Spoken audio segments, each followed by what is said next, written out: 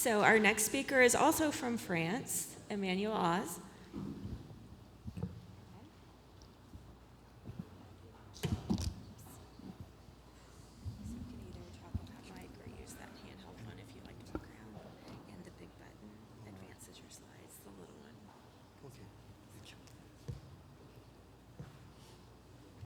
Good morning, everyone.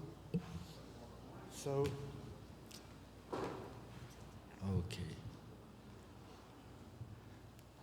So I'm a farmer in the southwest of France, and I'm going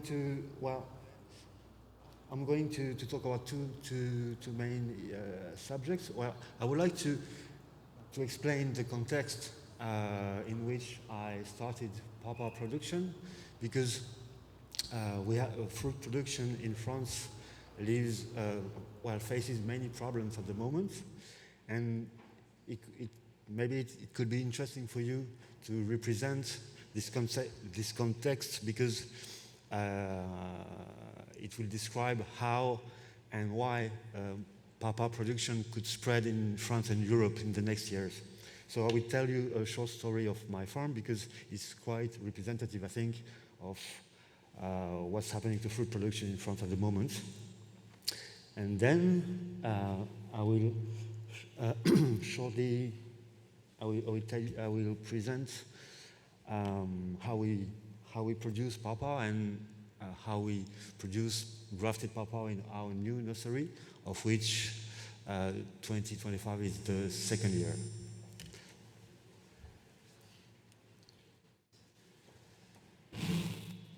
Okay. So I'm here in the southwest of France. I've been producing fruits for 25 years.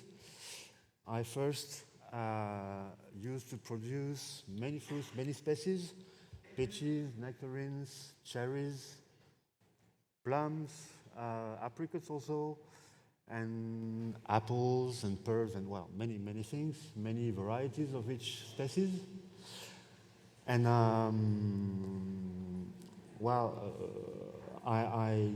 at the end of the years 2000, I decided to focus on summer fruits. Why this decision? Because one of the problems we have in France is that we belong to a free trade area. European Union is a free trade area, which should not be a problem if the social rules of the members of this economical area were the same. It's not the case at all, so that since few decades, the economical competition in fruit production became crazy, and what we are living now is that fruit production in France is collapsing, and all the different agricultural production are migrating from different countries to others in order to concentrate regionally. So you have the milk, which is moving from France to Ireland and Denmark, for example. Fruits production and vegetable production is moving to Spain or to Eastern countries. And because of the differences of coast production. So we have this big problem, and I decided to produce mainly summer fruits, because with fruits like peaches or nectarines, if you make certain technical choices, you can get incredible results in terms of taste quality, and so that you can sell most of your production directly to the consumer, and get a fair price. So that's what I did in 2008, I think.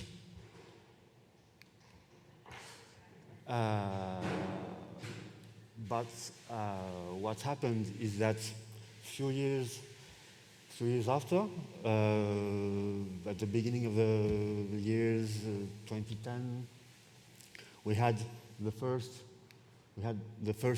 problems linked to climate change, we had new insects, new invasive insects, like Drosophila suzuki. I don't know if you know this monster. You have, four of you. Well, you know so that it attacks almost all fruits. And more recently, we had from Africa the brown marmorated sting bug, which attacks, well, a very wide range of fruits too. And we have this other problem, the wood pigeon. Well, not in all the French territory, but in my farm, that's what I had. This bird doesn't migrate anymore because it's not worth for him to go to West Africa, because Europe is one of the regions in the world where the climate is warming the faster. So it doesn't migrate anymore. It stays all year long in our region and eats the small fruits in April or May, and destroying full crops. So, well, there are technical solutions to face these new insects and these new birds' behaviors, but in the economical situation I was talking about, link it to competition, we don't have the possibility of investing in these technical solutions. So, well, little by little on my farm, the production decreased. And I forgot something very important. We have more and more late frosts. Personally, I lost 100% of my production in all fruits during 3 years between 2015 and 2018. So, well, my production system collapsed. And, well, I was wondering what to do to face at the same time climate change and its consequences, and this this commercial problem I was talking about, the imports pressure. I was wondering that when I was, for the first time, told about the existence of these marvelous fruits called pawpaw, and then, well, I understood that it was a good candidate to help me survive economically. And so,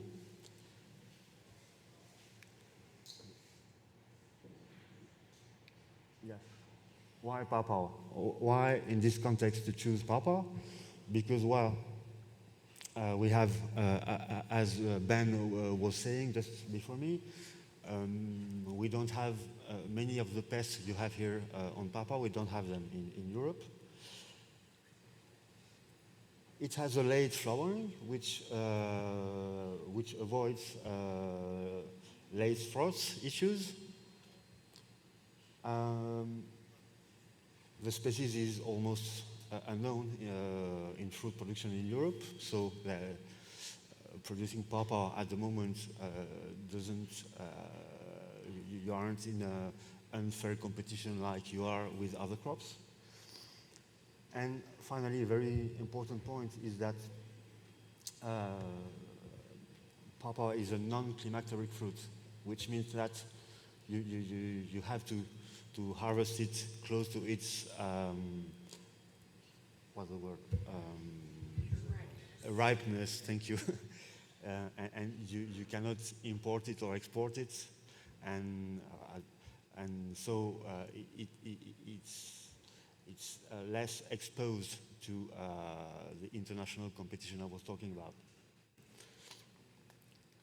So I started planting pawpaws in 2020. First, 1,000 trees, about 1,000. It had been grafted in two nurseries, one French nursery and one in Netherlands. The varieties I chose were Neil Peterson's varieties, the three KSU's varieties, and three or four Jerry lemons varieties also, and other cultivars that Benjamin was talking about, the self-fertile.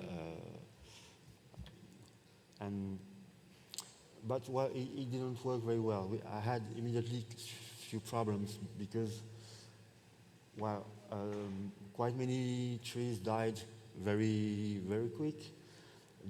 Some of the others didn't grow very well, and we noticed that there had been a problem in the first year of production of these trees because the root system seemed to have been sort of compacted excessively in a too small pot maybe.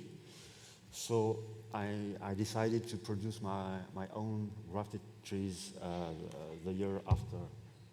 And my first graft, it's Maurice Droy, grafted in 2022. Well, the year after, in 2023, I had my first fruits, and I had to sell these first fruits, and well, the consumers immediately asked me, "Well, don't you sell grafted plants?" So, well, I decided to create my own nursery. That's what I did. The year after, and I started by grafting about 4,000 plants for the first year, and this year we grafted between 9,000 and 10,000 plants, most of lemons, cashews, and Neil Peterson's varieties, some of Woody Walker also. And well,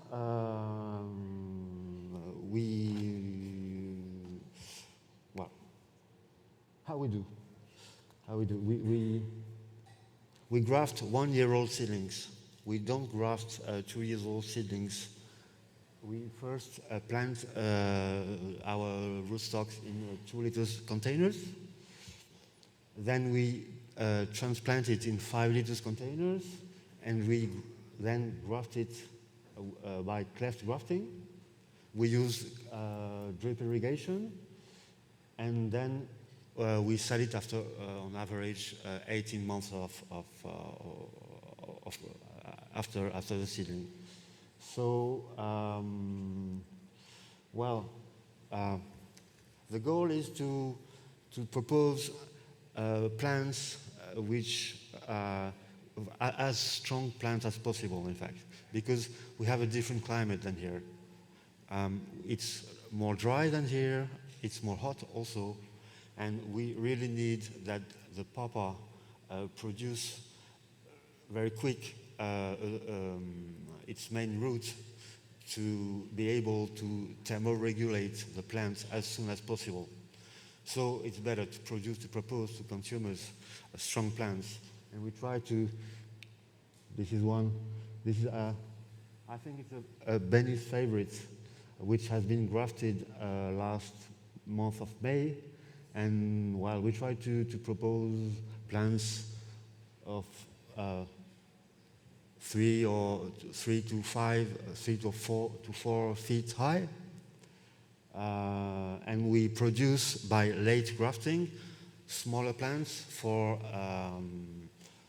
online nurseries, because of course we can't sell so many plants directly to the consumer. 90% of our production is destinated to professional. 3/4 of these professional people are resellers. 1/4 are fruit producers.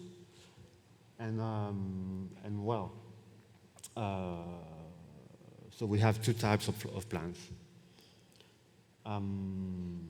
To produce strong plants, I think, well, I have a short experience, I have to say, but I think that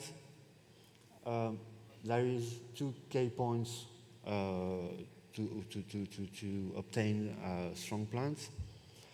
We never keep a plant 2 seasons in the same pot. Seedlings, whether grafted plants. We transplant every season systematically in order to avoid the inhibition of auxin production by the plant, which commands the roots growth.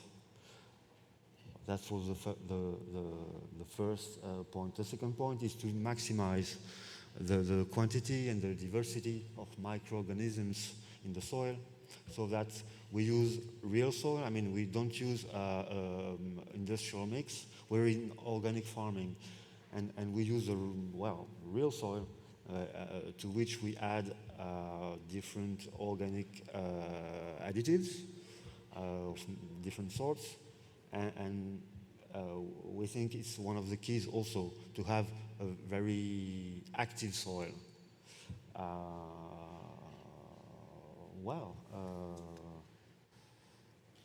Well, I'm close to the end, I think. This is one of our greenhouses. Oh, thank you. And look at this Shenandoah. This one doesn't have any other variety in his neighborhood. The closest one is more than 15 meters away from it. It's the first year it produces. It looks like a self-fertile variety. Very nice. So, I'm going to finish here. Thank you. Thank you for your attention.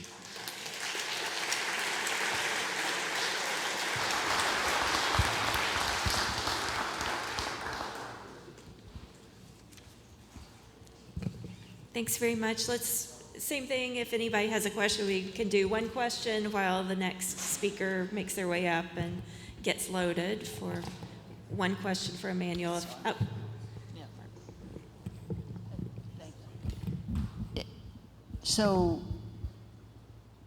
I'm almost caught everything you said. What I wanted to know, let's see, what am I pointing in the wrong direction here? What I want to know is, are you doing mostly nursery work now, or really do you have fruit? Are you selling fruit? Well, I don't really know. In reality, no. I think I haven't chosen it really. But what I have to observe is that I became a nursery owner, I think. Yeah, but it's only our second year. You know, while everything has went really fast, and so yeah, maybe you're right.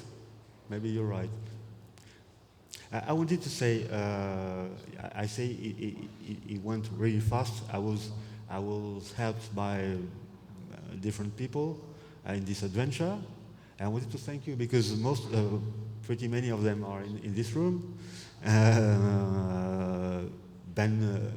Baquet, who has talked just before me. Andrej also, who is going to talk just after me. Andrej Krajna from Slovenia. Cliff England also. Neil Peterson. Well, thank you to all of you.